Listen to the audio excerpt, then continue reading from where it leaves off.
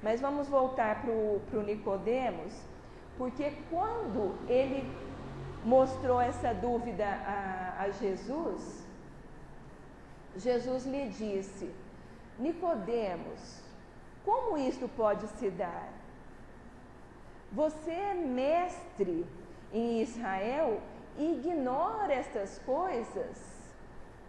Em verdade vos digo, que não dizemos senão o que sabemos, e que não testemunhamos senão o que vimos. Entretanto, não recebe nosso testemunho.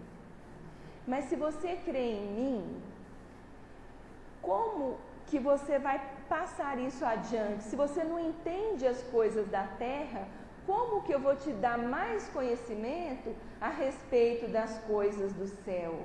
Então Jesus, quando ele responde isso para Nicodemos, que é um representante nosso, da nossa ignorância perante a espiritualidade, porque a gente pensa assim, se naquela época esses espíritos que passavam por esses medos, por essas dificuldades, e eles já superaram, nós que estamos aqui ainda em caráter evolutivo, estamos nessa encarnação buscando a nossa melhoria espiritual, é porque naquele tempo ou nós estávamos bem piores do que eles, ou estávamos na mesma faixa e não evoluímos como eles. Isso daí é a lógica da evolução espiritual. Então Jesus, ele tinha esse cuidado, ele começava a falar, mas conhecedor da psicologia do ser humano, conhecedor dos sentimentos, do interior das pessoas que o procuravam, ele não falava tudo. É como hoje, a gente tem uma dosagem. Quem tem um filho e vê esse filho crescer, sabe o que é isso? Quando uma criança de 2 anos faz uma pergunta, você não responde da mesma forma que você responde para um filho de 18 anos, do mesmo assunto. Então Jesus, ele fazia essa gradação para as pessoas da época. Além dessas passagens, nós encontramos ainda aqui no capítulo 4, mais algumas passagens que falam dessa questão da água, que a água era tida como elemento material. Então, só localizar aqui, só um minutinho. O profeta Isaías falou certa vez, e isso foi antes de Jesus, hein, gente, no Velho Testamento: aqueles do vosso povo que se tenham feito morrer, viverão de novo. Aqueles que estavam mortos ao redor de mim, ressuscitarão. Despertai do vosso sono e cantai os louvores de Deus, vós que habitais na poeira, porque o orvalho que cai sobre vós é um orvalho de luz, e porque arruinareis a terra e o reino dos gigantes. E temos também uma passagem de Jó. Jó, todo mundo aqui já ouviu falar, da paciência de Jó. Jó foi um profeta que ele foi testado na sua fé.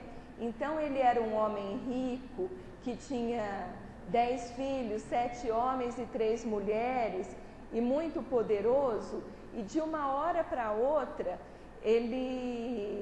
os 10 filhos morreram, ele ficou doente e perdeu todos os bens materiais que ele tinha. Mas mesmo assim, a sua fé era tão grande e ele era um homem tão dedicado e confiante nos poderes de Deus, que em momento algum da sua penúria, do seu sofrimento, ele abandonou a fé e aceitou humildemente e pacientemente todas as provações. Aí, passado alguns anos, ele teve outros filhos, recuperou outros 10 filhos, recuperou todos os bens materiais e recuperou a saúde também.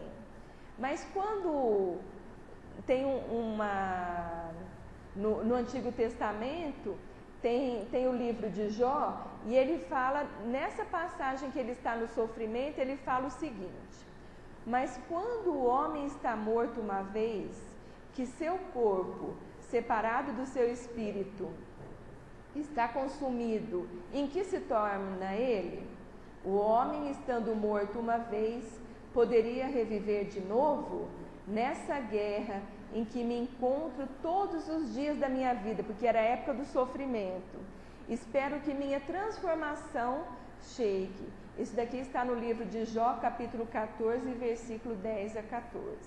Então, no Antigo Testamento, antes de Jesus, a gente vê a crença aí na reencarnação também.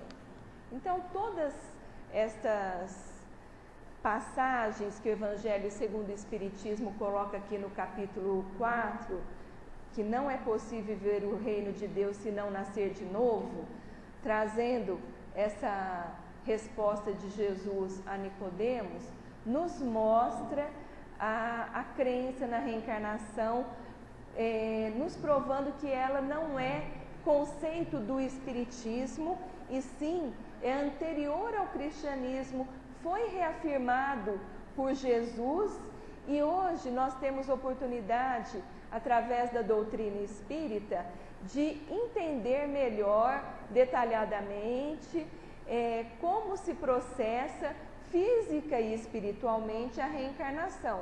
Naquela época, eles não tinham como conceituar claramente ainda, mas eles já tinham a noção da reencarnação, porque isso faz parte da lei divina. Aí eu queria só aproveitar que nós falamos do Nicodemos para falar uma questão moral que aconteceu com ele e que acontece conosco.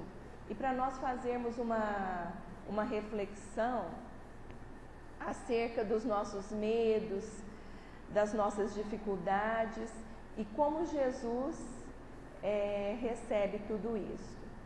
Nicodemos, junto com José de Arimateia, que era outro membro do Sinédrio, os dois eram homens de posse nessa época de Jesus, e os dois iam ver Jesus sempre às escondidas, ou durante a noite iam conversar com Jesus,